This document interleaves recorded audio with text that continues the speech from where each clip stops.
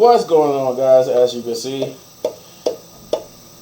got my WWE Championship, a Monday Night Raw t-shirt, the logo right here for Monday Night Raw, which means this must be my Monday Night Raw review.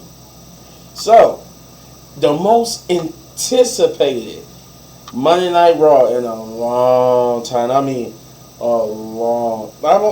Man, I can't begin to tell you guys how long it's been since I think a Monday Night Raw like this been, or a Friday Night SmackDown, anything. I don't know how long it's been, but it's been years.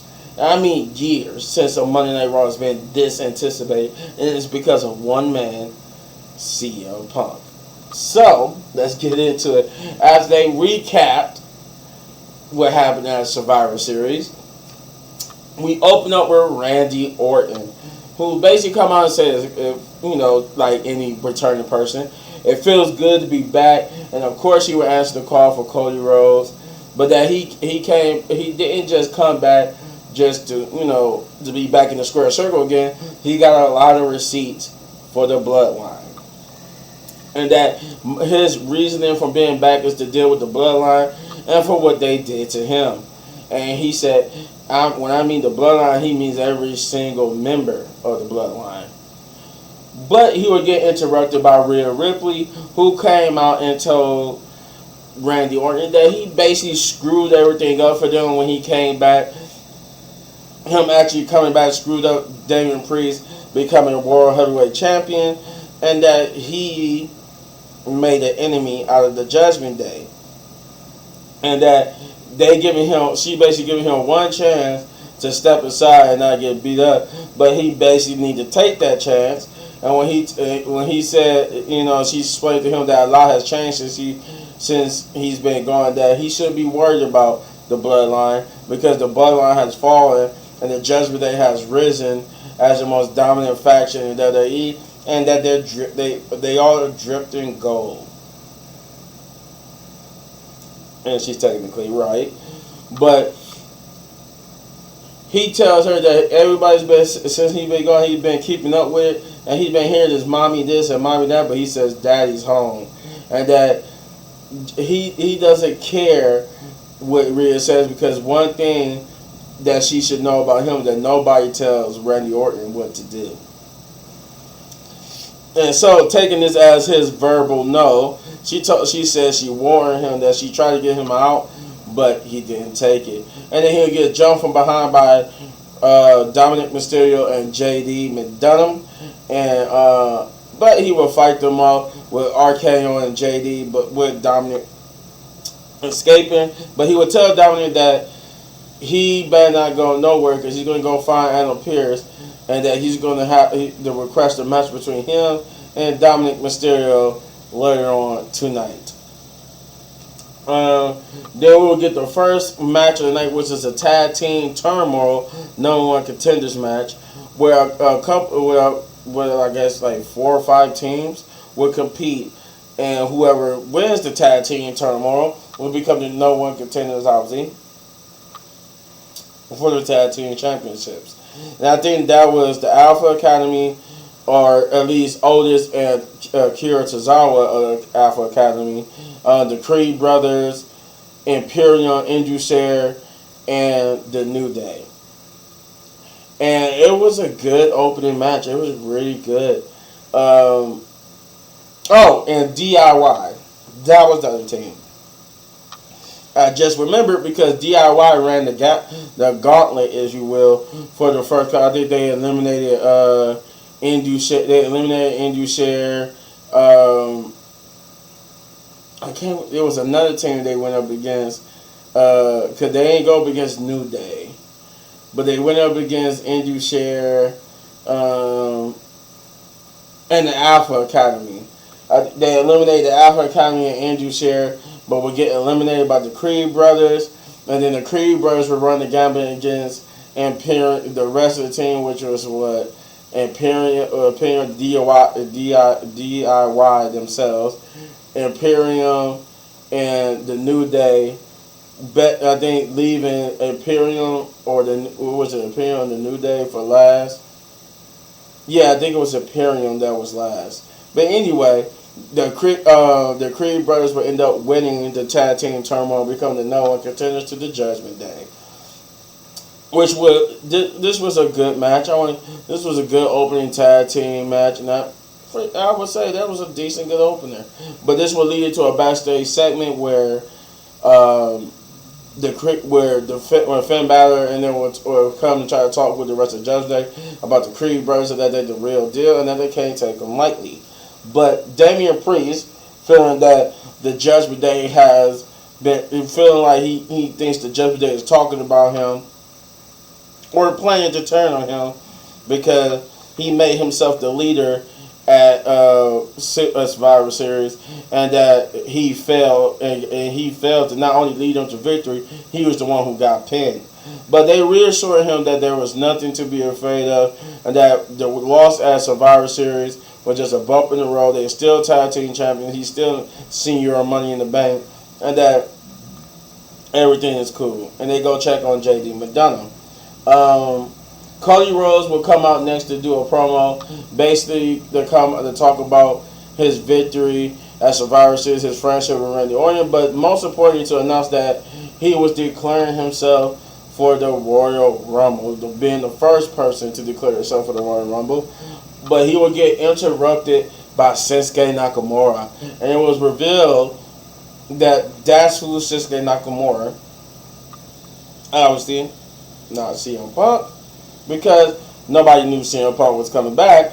So it turns out Cody Rhodes was the one he's been taunting with his promos for these past few weeks, and that he's asked Cody Rhodes to release him, and that he knows Cody Rhodes wants to finish his story, but he must first fight Shinsuke Nakamura to release him for some reason. And then, as the video package promo ends on the screen, Shinsuke appears behind Cody Rhodes and hits him with a red mist. I'm like, Tajiri and the other Japanese wrestlers who have used that are getting some shine with that move, because now Asuka and Shinsuke are using the mist move and to end that segment. As Cody Rhodes is basically blinded and it had to be held by the trainers and the referees. We will get the second match of the night, which is Bronson Reed versus Ivar, which was an okay match. I like the fact that these were two big behemoths going at it, and I guess I can accept that ending because it fits. And what I mean is, the match was good. It was too heavy hitter, man. I felt like it could have been better, but it was. I wouldn't even say good. I changed that to okay because better is being good or great. So it was an okay match. It could have been better, but it did what it was supposed to get these two massive men over. I just wish one of them would actually won or pin one or the other. But the match in itself ended in the double count out. So I'm like, I guess it tracks. But they kept fighting out in the ring. They was outside the ring when they got the double count out, and they just kept going. That spot though outside the ring, I will give that was a good spot. And then them fighting in the crowd, that was also another good spot. Especially when Ivar got on the little equipment thing and did a senton or senton off of onto Bronson Reed. But other than that, it was a pretty good bout. We got the next match, which is Nia Jax versus Zoe Stark, which came about because Nia Jax early in the night in the backstage promo basically came back to taunt as Zoe Stark was talking to Shayna Baszler about how close she was to beating Rhea. Nia Jax would come to taunt Zoe Stark about that she was so close, yet she still lost, and that it should have been her that was facing Rhea, and that if it was, she would be champion. But Shayna trying to stick up for Zoe and herself. Zoe says she don't need Shayna to stick up for her. That if Nia want to fight, that she will meet her out in the ring. Thus, this match. And this was a good match. Okay match. It would have been better if it didn't kind of sort of undo the momentum that Zoe Stark had. And but what I mean by that was, though it was a hard fought, and Zoe had her moments, she would end up getting beat with relatively ease. The way she got beat. It did more of a disservice to her than it did a service to her. Yeah, because I can't say losing to Nia Jax really did anything for her. Like, we have to see how this develops, but at the moment, I would say like it felt like they was moving on from her to push somebody else. So that little push she had seemed like it's gone, but I could be wrong. But that's what it felt like. But yeah, Nia Jax is your winner of that match. We did get a promo with one of the most anticipated things, a Seth Rollins promo. And Seth Rollins, he came out, did his usual thing, and but it was different. It was different because of one person. It was different, and that difference was when they sang his song, it got interrupted by CM Punk chants, and he felt it. So he was like, "Yeah, you come on, you CM Punk fans, get it all out, get it all out." Because he said he don't want to waste one ounce of breath and energy on that hypocrite. Instead, he wanted to talk about the most important championship, which is the World Heavyweight Championship, and which is the most important championship in all WWE. And that he came out there to basically announce that he will be defending his championship. He don't feel great after his War Games match, but he did get the itch, and he will be defending the championship next week. But before he could announce who the person would be, he'll get interrupted by Drew McIntyre. And Drew McIntyre would come out and basically tell him that he was right about what he said to him before that match at Crown Jewel, and that that he will lose, but it will be the best thing that ever happened to him. And he told Seth, "You absolutely right, because it was the best thing that ever happened to me, and you were right. I did lose because of the one thing, because I showed sympathy for you. I saw just an ounce of sympathy, and you slapped me in the face, and I needed that, because in a match against Seth Rollins, there needs to be no sympathy. There needs to be that." So it gave him the perspective that he needs to get back to being the Drew McIntyre that became a champion, and that he wants another shot at Seth Rollins. But Seth Rollins told him that not only he glad to hear that, and not only he believed that he deserves another shot at the World Heavyweight Championship, there's just a couple of guys that deserve a shot more than he does. And though Drew understood, he just asked who the person was. And Seth Rollins is a little bit hesitant, and you wonder, like, why would he be hesitant to tell Drew?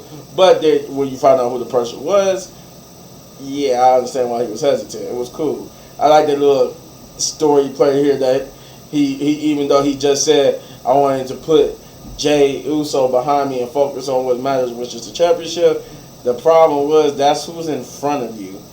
And Seth Rollins revealed that that's who he'll be facing next week for the championship. He'll be defending the championship against main event Jey Uso. This didn't bode well for Seth Rollins. I mean, not for Seth. Yeah, wait, it didn't bode well for Seth Rollins. And Drew did not take it well. Drew was sitting there, he was flustered. You could tell he was angry. And Seth went to go put his hands on and try to explain.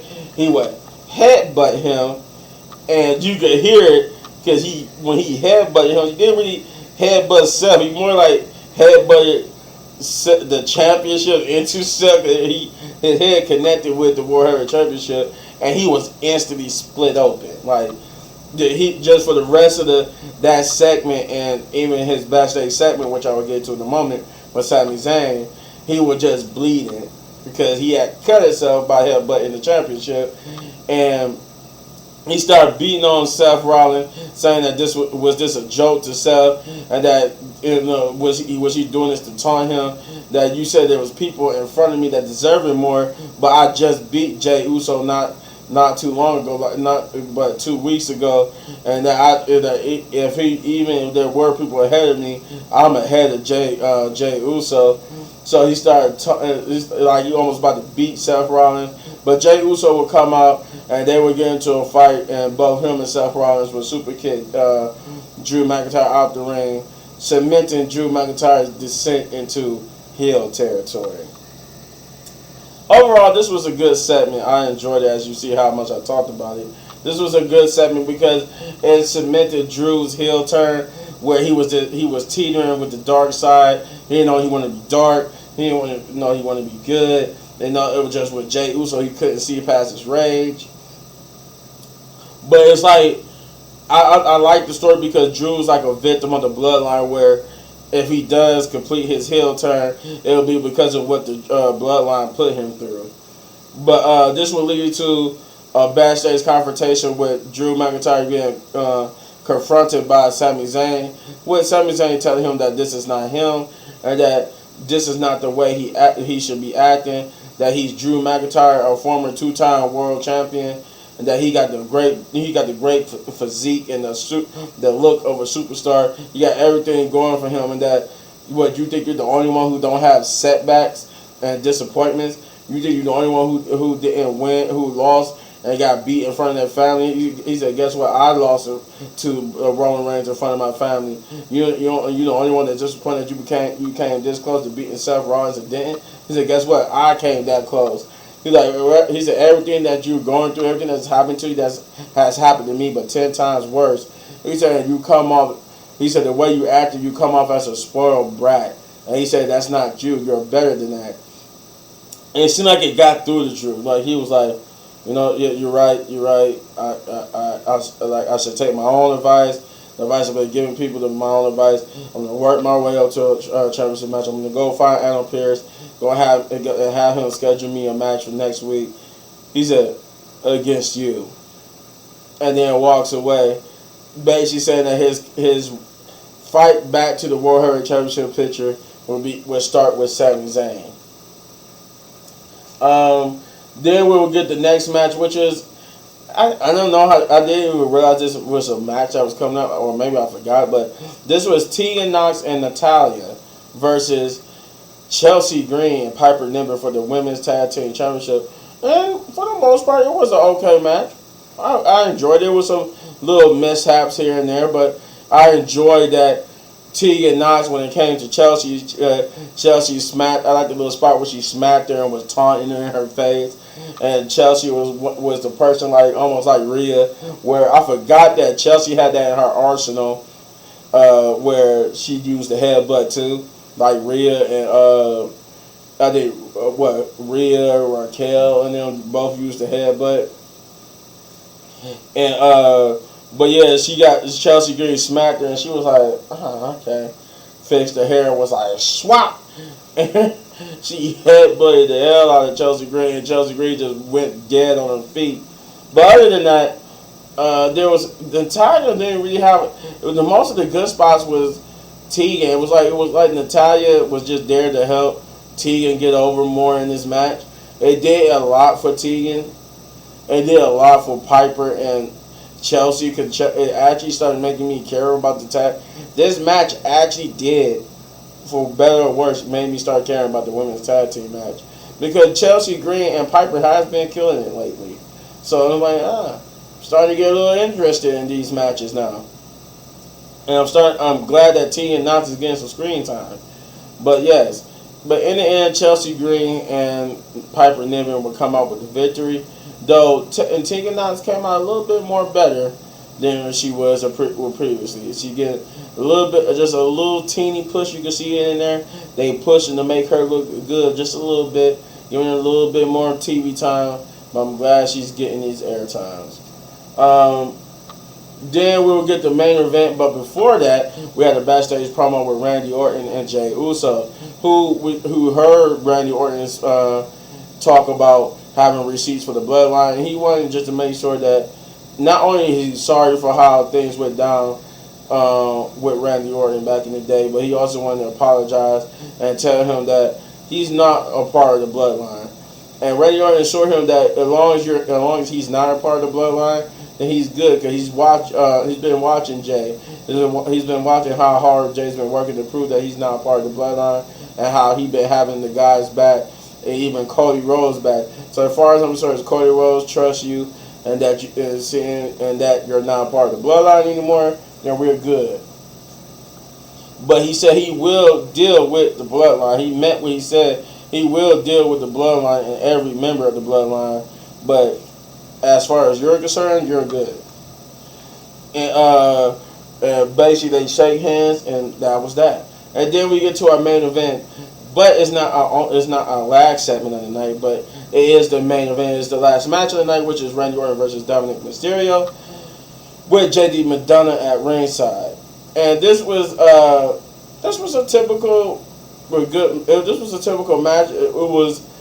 It did a lot for Dom because I didn't think he was going to get as much offense as he did with Randy Orton. Because the way they portrayed Dom is that against someone like Randy Orton, he's basically going to get dominated. Whenever he got to go up against somebody who basically like Randy Orton and Cody Rhodes and Brock Lesnar, somebody like that, somebody on the who's been a world champion level, it's like he runs away from them. He don't want to fight them, and he knows he's going to get beat. But then they do this thing where they subvert your expectations and make him actually look a little bit decent against these people. Versus when he goes against somebody from NXT and he actually does look good against an NXT superstar, and try to show that he's not on their level yet. So I like that. I like that a lot. But Randy Orton, like Randy Orton, this dude is still as jacked. He's in the best shape of his life, and he was taking it to Dom. He got, like I said, Dominic got some offense in, but Venture's Randy Orton came out as the winner in the end. Now we get to the most important part of the night, CM Punk. They've been advertising throughout the night. Finally, CM Punk comes out and he cuts a promo, and he cuts the typical return promo, almost like Randy Orton, happy to be back. His promo was obviously from a person who's been gone for years. He's been gone for almost 10 years.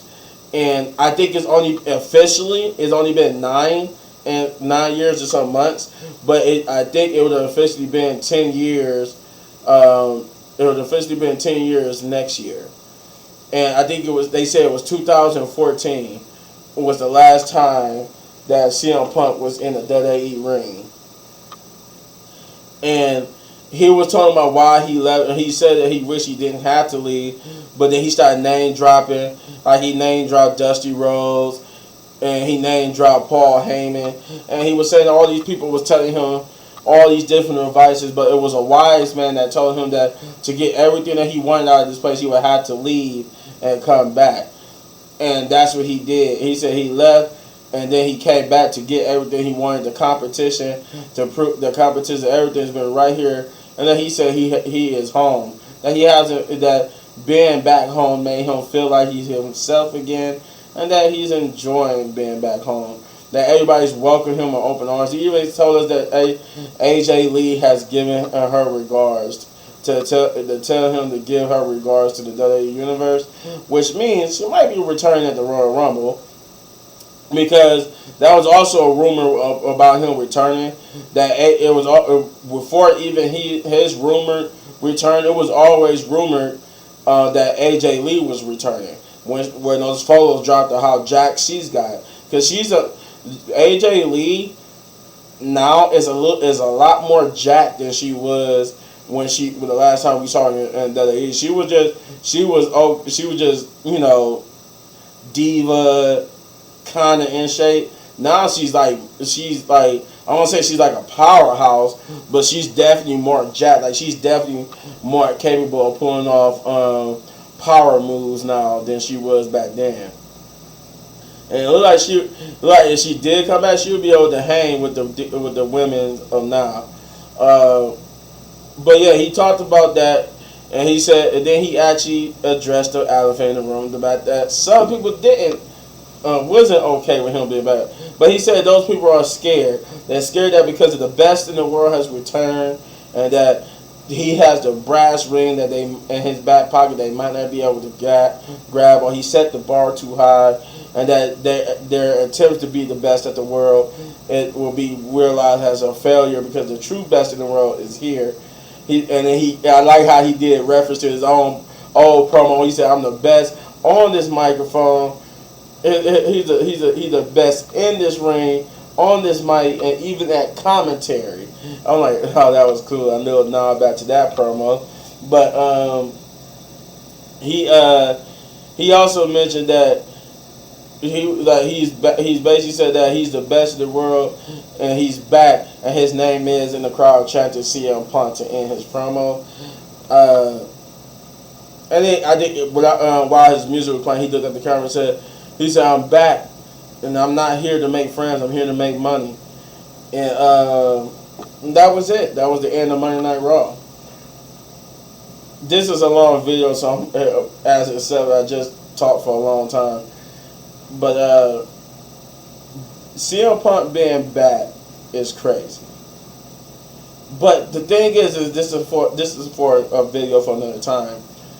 What makes it even crazier is what happened with AEW, why he had to leave AEW, what was the drama and the controversy that was going on over there with AEW. So it's like him being back, is he gonna be a detrimental to the backstage environment? Only time will tell. I'm excited that CM Punk is back. I really am. I'm excited that he's back in the WWE, and not just on some backstage show, but now as an actual competitor, which means his wife is most likely coming back. But I'm just excited to see where this goes. Especially that we know from backstage rumors that Seth will be CM Punk's first rivalry / match, or Roman Reigns will be, and then it will be Seth.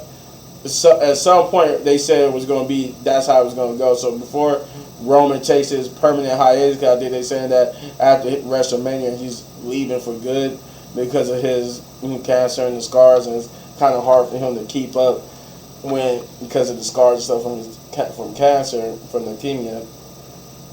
But anywho, I'm going to give this episode of Monday Night Raw a 7.5 out of 10, because even though it was a good Raw, the most anticipated Raw, that it was just that. The shining stars of this episode was the Randy Orton promo, the Cody Rhodes promo, the CM Punk promo, the Seth Rollins promo. Everything surrounding it was on par with a usual Monday Night Raw. Nothing too much, nothing too good. They got a new intro too, by the way. At least it was new to me. That was the first time I seen it. But yeah, Monday Night Raw got a new intro music and everything. But yeah, you let me know in the comments down below what you thought, and if you enjoy my review of Monday Night Raw, you let me know in the comments down below. Sorry for it being a long video, but I had to talk about everything. And yeah, if you enjoyed this video, you hit this button right there for more of my WWE reviews. And if you enjoyed this video so much and want to support the channel, you know what to do, hit those buttons. And as always, hit any one of these videos for more amazing content. Don't go anywhere, because I got another review coming your way. Peace.